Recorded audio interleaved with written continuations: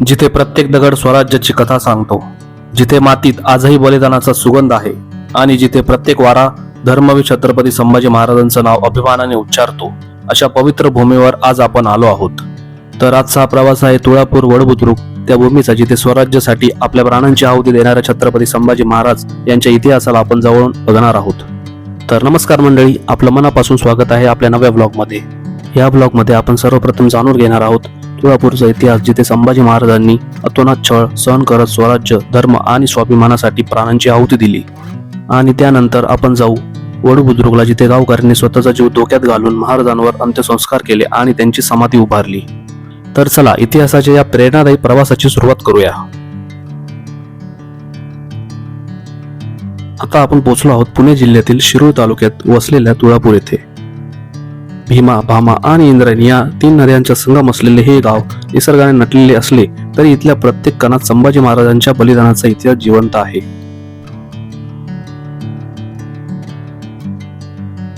इसवी सन 1689 मध्ये छत्रपती संभाजी महाराज आणि त्यांचे विश्वासू सहकारी कवी कलश यांना औरंगजेबाने पकडले.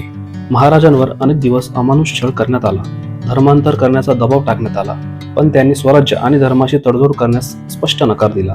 अखेर फाल्गुन अमावस्येच्या दिवशी तुळापूर येथे त्यांना क्रूरपणे ठार मारण्यात आले. महाराजांनी स्वराज्य आणि हिंदवी धर्मासाठी मृत्यू स्वीकारला, पण स्वाभिमान विकला नाही. राजा हरला नाही, राजा झुकला नाही, राजा विकला नाही, राजा अमर झाला. हीच ती पवित्र समाधी जिथे संभाजी महाराजांची स्मृती जपणारे स्मारक उभारण्यात आले आहे, जिथे लाखो शिवभक्त दरवर्षी नतमस्तक होतात. ही फक्त समाधी नाही, हा स्वराज्याचा इतिहास आहे. थोड्याच अंतरावर महाराजांचे अत्यंत विश्वासू सहकारी कवी कलश यांची स्मृती जपली गेली आहे. महाराजांसोबत त्यांनीही मृत्यू स्वीकारला. मैत्री म्हणजे काय, निष्ठा म्हणजे काय, याचं सर्वोच्च उदाहरण म्हणजे कवी कलश. याच परिसरात संगमेश्वर मंदिर असून अनेक भाविक येथे दर्शनासाठी येतात. तुळापूरमधील प्राचीन संगमेश्वर मंदिर हे श्रद्धेचे महत्त्वाचे केंद्र आहे. येथील शांत वातावरण, मंदिराची प्राचीन वास्तुकला आणि नदीकाठचं सौंदर्य मनाला वेगळीच शांतता देतं. या मंदिरातील शिवलिंग स्वयंभू असल्याची श्रद्धा आहे. मंदिराची दगडी बांधणी, कोरीव खांब, प्राचीन वास्तुकला हे प्रत्येक पर्यटकाचे लक्ष वेधून घेतात. मंदिर परिसरात फिरताना इतिहास, अध्यात्म आणि निसर्ग यांचा सुंदर संगम अनुभवायला मिळतो. इथे भीमा, भामा आणि इंद्रायणी या तीन नद्यांचा संगम होतो. याला त्रिवेणी संगम असे म्हटले जाते. भारतीय संस्कृतीमध्ये त्रिवेणी संगमाला अत्यंत पवित्र मानले जाते. या ठिकाणी अनेक भाविक स्नान करतात आणि देवदर्शनासाठी येतात. संगम म्हणजे फक्त तीन नद्यांचं मिळणं नाही, इथे इतिहास, त्याग आणि स्वाभिमान एकत्र येतात.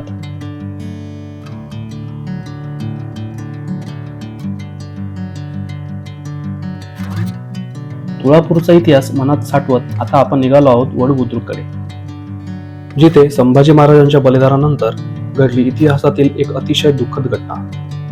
संभाजी महाराजांच्या मृत्यूनंतर त्यांचे पार्थिव अपमानित अवस्थेत टाकण्यात आले होते.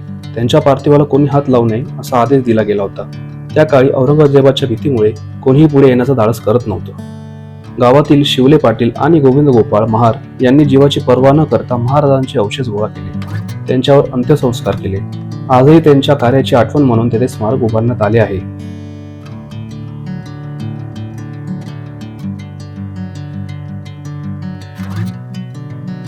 छत्रपती संभाजी एक ज्वलंत व्यक्तिमत्व, शिवरायांचा छावा, थोरले छत्रपती सईबाई आणि जिजाऊ यांच्या काळाचा तुकडा, येसूबाई दुर्गाबाई यांच्या कपाळी चमकणारा महातेजस्वी भास्कर, ज्याला आपल्या ओझळीत घेताना मृत्यू सुद्धा हळहळला असेल.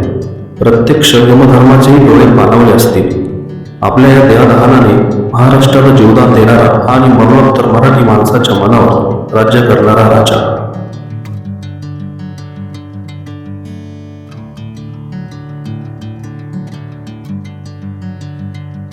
या समाधीसमोर उभं राहिल्यावर शब्दही अपुरे पडतात. इथे डोकं आपोआप झुकतं आणि मनात एकच भावना निर्माण होते, स्वराज्यासाठी सर्वस्व अर्पण करणाऱ्या महान राजाला विनम्र अभिवादन. ज्या मातीत रक्त मिसळलं ती माती आजही भगवी आहे.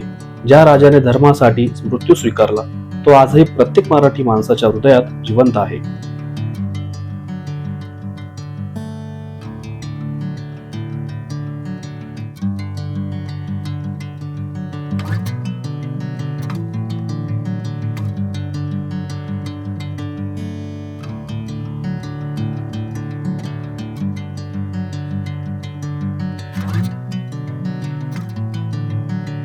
तुळापूरने आपल्याला संभाजी महाराजांच्या बलिदानाची आठवण करून दिली, तर वडबुद्रुकने निष्ठा, कर्तव्य आणि मानवतेचा सर्वोच्च आदर्श दाखवून दिला. इतिहासातील ही दोन ठिकाणे वेगळी असली तरी त्यांना जोडणारा जागा एकच आहे, छत्रपती संभाजी महाराजांचा अमरत्याग. प्रत्येक मराठी माणसाने आयुष्यात एकदा तरी इथे यायलाच हवं. जर हा व्लॉग आवडला असेल तर या व्हिडिओला लाईक करा, चॅनलला सबस्क्राईब करा आणि इतिहासप्रेमी मित्रांपर्यंत नक्की शेअर करा. पुन्हा भेटूया अशा एका नव्या ब्लॉगमध्ये. जय भवानी, जय शिवराय, जय शंभूराजे.